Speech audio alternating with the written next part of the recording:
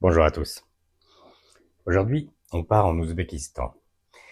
En effet, De Faso a été mandaté par une compagnie, par une académie sportive française, mais basée en Chine, pour l'aider à aller s'implanter en Ouzbékistan. Nous voici partis pour Tachkent. Mais avant de rentrer dans le vif du sujet, de ce qui nous concerne, c'est-à-dire notre projet d'implantation d'académie sportive en Ouzbékistan, je vous propose de faire une plongée dans le pays d'Amir Timur et de Mirzo Ulugh-Bek. Dès l'Antiquité, son territoire est un carrefour majeur. Les deux grands fleuves, l'Amou Daria et le Sir Daria, y font naître la Sogdiane et la Bactriane, des provinces prospères de l'Empire perse. C'est ici qu'apparaissent des cités légendaires qui font le bonheur des touristes, maintenant encore, comme Samarcande et Bukhara, des étapes cruciales sur la route de la soie. Au IVe siècle avant Jésus-Christ, Alexandre le Grand conquiert la région, mais son âge d'or arrive avec l'islamisation à partir du 8e siècle et l'émergence de grands savants comme Avicenne, Ben Sina et Al-Khwarizmi. Au XIVe siècle, un nouveau maître apparaît, Tamerlan, Amir Timur. De Samarcande, sa capitale, il bâtit un immense empire et fait venir les plus grands artisans, scientifiques, artistes, faisant de sa ville un joyau architectural. Ses successeurs, les Timurides, voient leur empire décliner. À partir du XVIe siècle, la région se divise en 3 khanats, Khiva, Kokand et Bukhara. Pendant des siècles, ils se font la guerre, mais commercent aussi.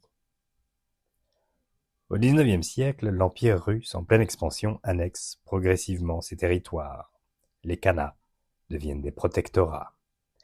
Et après la révolution russe, les bolcheviks créent en 1924 la République socialiste soviétique d'Ouzbékistan, traçant les frontières qui existent encore aujourd'hui. L'Ouzbékistan devient un immense champ de coton pour l'URSS, au prix de lourds dommages écologiques, comme l'assèchement de la mer d'Aral. Le 1er septembre 1991, l'Ouzbékistan proclame son indépendance.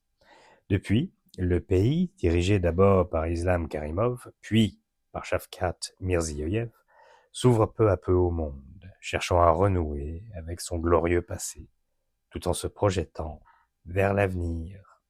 Et se projetant vers l'avenir, il le fait.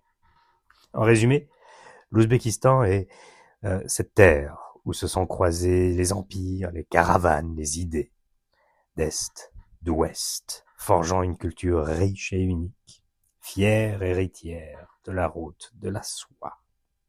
Une effervescence et un optimisme qui génèrent la prospérité de chacun.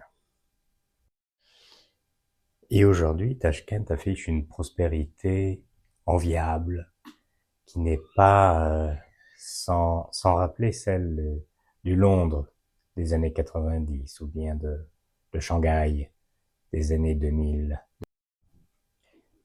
Démographiquement, c'est un pays jeune, de 37 millions d'habitants, d'une moyenne d'âge d'environ 27 ans, mais avec un taux de natalité qui ferait rêver beaucoup du monde occidental de 3,4 enfants par femme. Mais voici pourquoi l'éducation des enfants est une priorité absolue, une priorité au plus haut niveau de l'administration ouzbèque. Et c'est dans ce contexte que cette académie sportive française, basée en Chine, nous a contactés, puisque c'est notre mission, pour s'établir en Ouzbékistan. Serons-nous capables d'amener en Ouzbékistan cette académie sportive française basée en Chine et l'implanter de manière pérenne dans ce beau pays qu'est l'Ouzbékistan, je vous propose de suivre cette aventure dont les méandres seront révélés lors de notre prochain épisode.